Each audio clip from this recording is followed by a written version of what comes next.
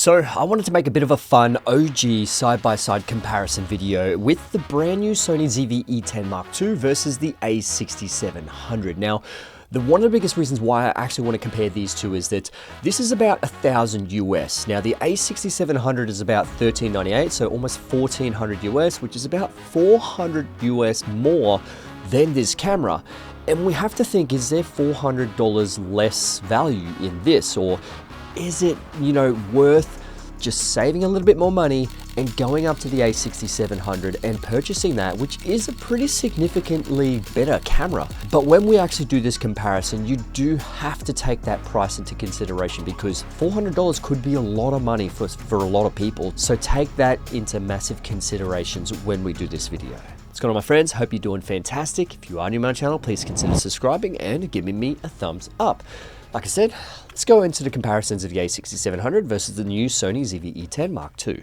So the Sony ZV-E10 Mark II is the newest camera in Sony's ZV range. Now it has the 26 megapixel X-R CMOS APS-C size sensor that you see in the a6700 and FX30. It has the Bion's XR processor, but it doesn't have the new AI processor in it. It's got a newer and improved 1.037 million dot 3-inch screen. It's got the larger Z100 battery, the zoom rocker on the top. It's got the quick switch for photo, video, and SNQ modes. It's just got one dial at the back, just like the ZV-E1.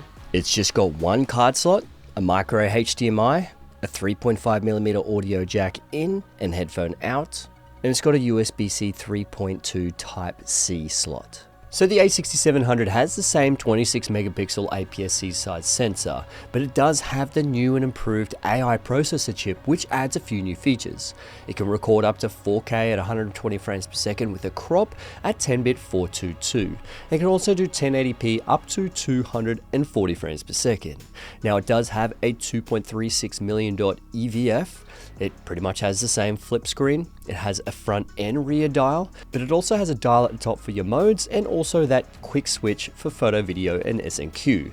It's got the same Z100 battery, the same I/O ports with the headphone jack, USB-C, 3.5 audio, single card slot, and HDMI slot. And first of all, let's talk about stabilization. Now, you are only limited to active stability, which is digital stabilization within the ZV-E10 Mark II, or you have to rely on OSS inside the Sony lenses. Now, Sony don't necessarily make many OSS lenses anymore because they've had IBIS pretty much forever.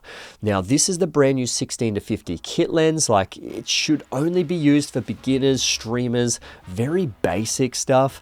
Otherwise, you've got, I think, the older 10 to 18 f4 lens, which is an OSS. It's slightly bigger. It's got the older autofocusing system. They've now replaced that with the 10 to 20 f4, but no OSS. So you are very, very limited. I mean, you do have third-party options like Tamron has the 17 to 70 VC lens, which I reviewed on this channel a very, very long time ago. That's still a pretty decent lens that would pair actually okay with this, but you do have to rely on that active stability. Now, whereas the a6700 has IBIS and it's also got active stability on top, which, you can see the results that I had against my FX30 because it's pretty much identical when it comes to stability with the FX30 and a6700. Now, what I did fail to mention in my initial preview of the ZV-E10 Mark II is when it comes to photography, this is where things could actually, make a massive difference when one camera has IBIS and one camera doesn't. Because if you are in low light situations and you're dialing back your shutter speed really slow, you are relying on the IBIS to try and keep the stability of the camera and have a nice sort of in-focus, non-shaky shot. So the a6700 obviously has the IBIS, and you're going to have massive advantages there with photography. The one biggest thing you will notice between both of these cameras is at the long end. So if you're using, this is a 75mm f1.2 lens, so it's quite a long lens. You can see the ZV-E10 Mark II is not really doing too well compared to the FX30. The FX30 is very steady in just IBIS, and active steady shot, obviously a little bit better.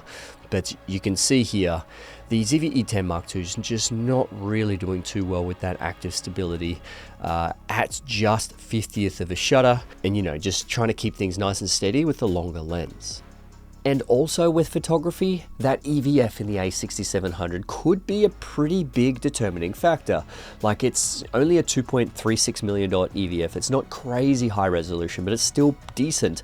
But obviously the ZV-E10 Mark II doesn't have an EVF. So if you do photography and bring the camera up to your eye, that is a pretty big feature. Or even what I generally like with the EVF and what I do is I actually check my shots within the EVF, because sometimes it's a little bit too bright for the back screen, so I bring it up to my eye and I actually check all my shots within the EVF, because sometimes that's just the best way to do it.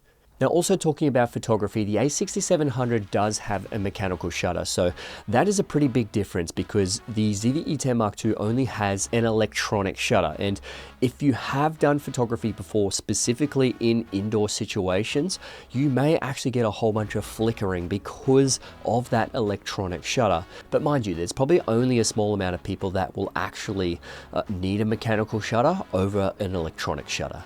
Now, other than that, they both film at 4K 60 frames per second with 10-bit 422 color bit depth, but the a6700 does 120 frames per second. But mind you, it's an extra, I think it's 1.5 times crop on top of that, so it crops in on the sensor, and it's not incredibly amazing, but you still have 4K 100 and 120 frames per second. And the a6700 also has full HD at 240 frames per second, whereas the ZV-E10 Mark II caps out at 120 frames per second in 1080p. So obviously those video recording rates, you know, the a6700 is better with that, but do you actually need slow motion? That's probably one thing you have to consider. 4K 60 generally is enough for majority of people, specifically me as well. I would probably use 4K 25 majority of the time. 4K 60 or 4K 50 is just probably one of those things where I just need an extra bit of slow motion, and you know, I'll choose it for bursts. Now, the one major upgrade from the Mark I with the ZV-E10 Mark II is that battery. Now, they both do have the Z100 batteries, so a6700 is going to have very similar record times and running times to the ZV-E10 Mark II, depending on how much you're going to be utilizing the EVF. Now, the ZV-E10 Mark II doesn't have that AI processor, whereas the a6700 does have the AI processor. So what you will find is the autofocus points are going to be different, or at least tracking. So the a6700 has all the tracking options: planes, birds, trains, cars, all those things, whereas this one only has human, animal, and bird eye detection. So there is a difference when it comes to that, and that is due to that AI processor that's in the a6700.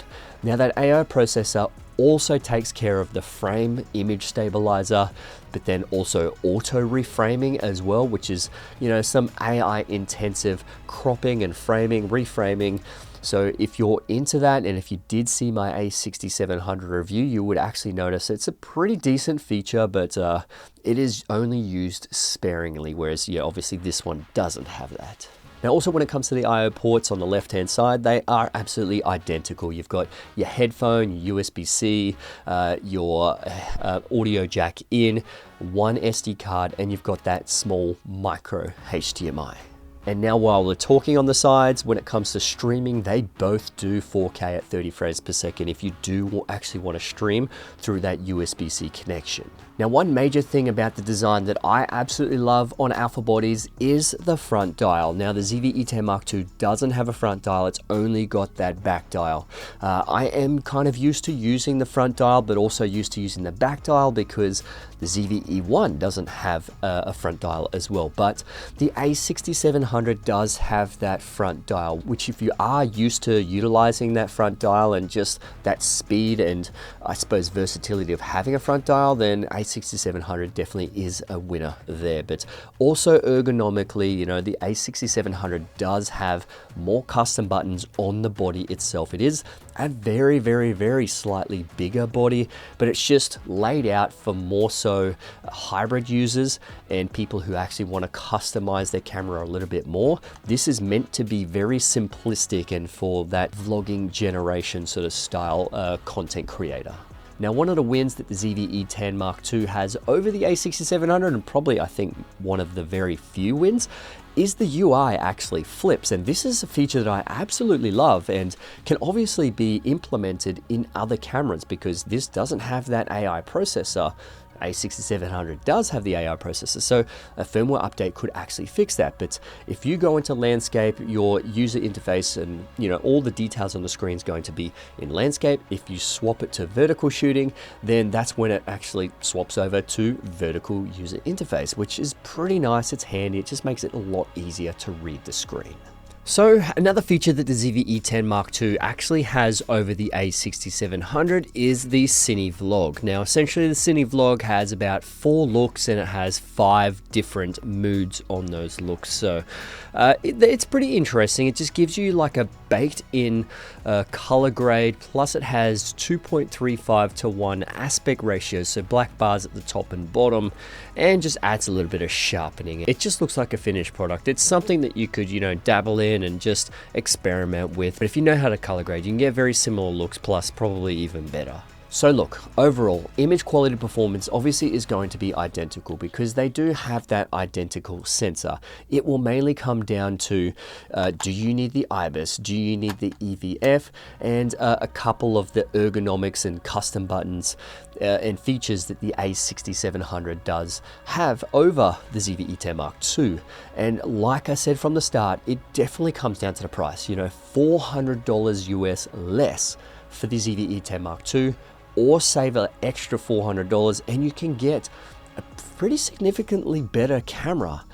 So that is, it puts the ball into your court in what is affordable and what's not affordable. But in saying that, the ZV-E10 Mark II does have its place. It is now the cheapest Sony camera that has 10-bit 422 with up to 4K 60 frames per second. And it's a great beginner's camera. Don't get me wrong. I think this camera has its place. It's great for beginners, great for streamers and vloggers. It is definitely somewhere to start, but a6700 definitely is a better camera overall. So anyway, my friends, I hope you enjoyed this video, and if you did, please give it a thumbs up. Subscribe to my channel if you haven't already, and yeah, thanks for watching. I'll see you guys in the next one. All right, let's get it.